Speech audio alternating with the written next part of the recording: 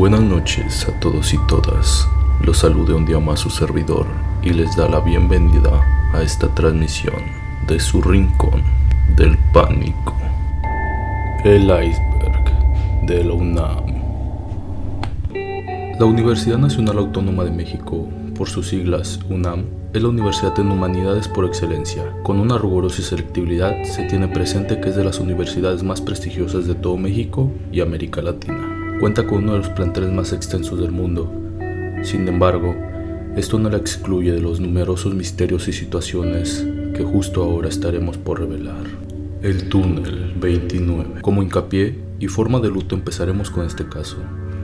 La situación se salió del control cuando cerca de 30,000 personas con un boleto dieron un portazo para poder colocarse al inmueble. Comenzaron a ingresar y colmaron los pasillos y túneles. Las autoridades no estaban preparadas y el estadio no tenía rejas ni cercas para controlar el acceso hacia ninguno de los túneles. La multitud empezó a perder el control y provocó una embestida, por lo que entre la falta de oxígeno y empujones dentro del túnel 29 perdieron la vida 8 personas, entre ellos 3 menores de edad. Uno de los periódicos más conocidos de la época y actualidad relataba: 8 personas, entre ellas 3 menores de edad, más de 70 lesionados y 21 detenidos. Fue el resultado de los disturbios ocurridos ayer al mediodía en los túneles de las inmediaciones del Estadio de México 68 de la ciudad universitaria. Se cree que si vas por ese túnel hay una vibra demasiado pesada. Se habla del sonido de pisadas aceleradas y de diversas apariciones de fantasmas, tanto en la entrada como en la salida de dicho túnel. La Facultad de Artes. Se tiene la idea de que esta facultad fue construida fuera del campus por la sencilla razón de evitar problemas y altercados entre esta y la Facultad de Filosofía. Este es un punto muy breve, pero me resulta sumamente curioso y más que digno para comentar. Porros infiltrados por la dirección. Entre los estudiantes es sabido y a voces que gran parte de los paros y protestas son organizadas por esta misma, donde se integran infiltrados para hacer diversas destrucciones y grafitis de protesta, y de formas mucho más violentas de la cual se tiene entendimiento a la que organizan los estudiantes, con el fin de conseguir un mayor foco hacia los medios para conseguir sus intenciones, que suelen ser el mejoramiento del plantel o el aumento salarial. El tema es tan controversial que incluso los estudiantes han hecho protestas en contra de estos infiltrados denominados porros. Situaciones extrañas. Esta es una vivencia contada por una de las estudiantes que me resultaba muy curiosa y extraña. Estudiaba en la Facultad de Filosofía. En ese momento cursaba lexicología y semática 1 a 3. Casi al terminar la clase, abrió la puerta una mujer con apariencia de ser un indigente. Era muy delgada y su ropa se veía muy vieja y en general estaba sucia. Entró y, decidida como si fuera a tomar clases, llevaba una mochila y un cuaderno en la mano. Se sentó en la silla vacía que estaba frente a mí. Salvo a su olor tan fuerte que expedía, todo era normal. Ni la maestra detuvo la clase ni nada. En eso me di cuenta que comenzó a escribir en su cuaderno como si le estuviera dictando. Ya no me acuerdo exactamente bien de lo que copiaba en el texto. La clase en ese momento no se prestaba para hacer algo relacionado. Lo turbio fue que alcancé a ver la fecha que escribió en la esquina. Y era 1/10 de 1999. Los sirios de la Facultad de Psicología. Se tiene conocimiento entre estudiantes y docentes que, a pesar de tratar de ocultar estas tragedias, ellas son reales. En una se relata el caso de una chica que saltó desde la segunda planta de esta facultad, y la segunda, la de un profesor que se quitó la vida de una forma no conocida en una de las aulas de esta misma. La secta sexual en la Facultad de Economía. Existen múltiples rumores entre estudiantes que a la larga se volvió una certeza que existió una secta de características en la Facultad de Economía, la cual era encabezada por un ex docente de la misma facultad. En ella había una mezcla de marxismo y el psicoanálisis de Freud. Para integrarse, ibas por recomendación. La secta empezó como reuniones ajenas en la casa de las cuales se debatía el marxismo y el socialismo.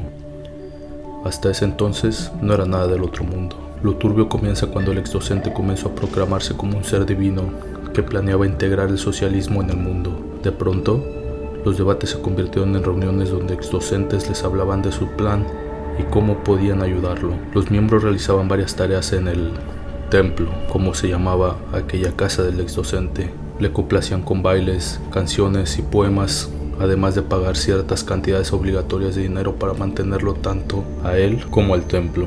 Las cosas se volvieron peores, puesto que llegó un momento en el que el líder comenzó a prohibirles a los miembros a reunirse con sus amigos o gente ajena al templo.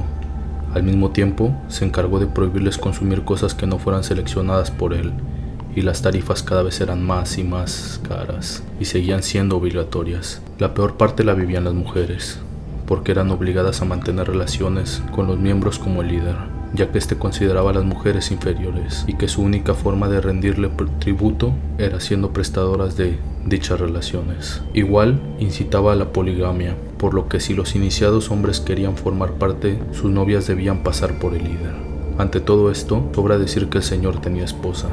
Fue hasta recientemente el año pasado en el que lograron correr al profesor de dicha facultad. Las reservas de seguro. Existen múltiples relatos entre diversos estudiantes en los cuales comentan que existen personas, criaturas viviendo en estas zonas. Personas que narran que al caminar por el lugar pueden escuchar pasos y crujidos al caminar por la zona. Uno de estos relatos nos cuenta lo siguiente. Un día estábamos tomando fotos cuando nos desviamos del sendero. Esto para poder conseguir fotos mejores, adentrándonos en la reserva. Repentinamente nos detuvimos al escuchar un sonido extraño, como un chillido o algo parecido. Para esto ya eran como las 7 de la noche y ya estaba a punto de oscurecer. Al escuchar el chillido, caminamos hacia una especie de cuevas que están por todo Seúl. Fue en el momento donde claramente vimos a alguien o a algo que estaba comiendo un animal como un cacomixtle o un gato, porque hasta la sangre estaba regada por todos lados. Retrocedimos rápido y en silencio tratamos de salir de ahí lo más rápido posible. Una de las mayores concentraciones de estas situaciones se sitúa alrededor del camino de la serpiente, ya que se comenta que caminando cerca del anochecer por la calle que se aledaña a esta, puedes sentir una vibra demasiado pesada, o inclusive puedes sentir la presencia de alguien o algo observándote. Jacob Grinberg. Cerrar este iceberg, con el cual para mí es el punto más interesante y sumamente increíble de esta universidad. Si les gustaría que indague más en este tema, déjenmelo saber con sus likes y con comentarios, y sin duda y sin ninguna demora pondré manos a la obra. Sin otra demora, daré paso a este increíble personaje. Con el cargo de director del Instituto de la Conciencia de la Facultad de Psicología de la UNAM, el señor Grinberg, o mejor conocido como el chamán entre científicos y el científico entre chamanes, estudió la licenciatura de Psicología en esta misma y Psicofisiología en el Instituto de Investigación Cerebral de Nueva York. Posteriormente, obtuvo un doctorado por sus estudios en los efectos electrofisiológicos de los estímulos geométricos en el cerebro. En una de sus odiseas, emprendió un viaje en busca del chamanismo, donde descubrió entre muchos otros chamanes a una gran chamán llamada Pachita, la cual podía operar pacientes sin ninguna ayuda de algún material quirúrgico y aseguraba que podía materializar órganos humanos y darles vida. En uno de sus libros se adentraría en el término latiz, el cual relataba lo siguiente. El espacio contiene la información total del resto de puntos que deben existir en una estructura capaz de contener tal información. La mecánica cuántica ha bautizado este término como latiz.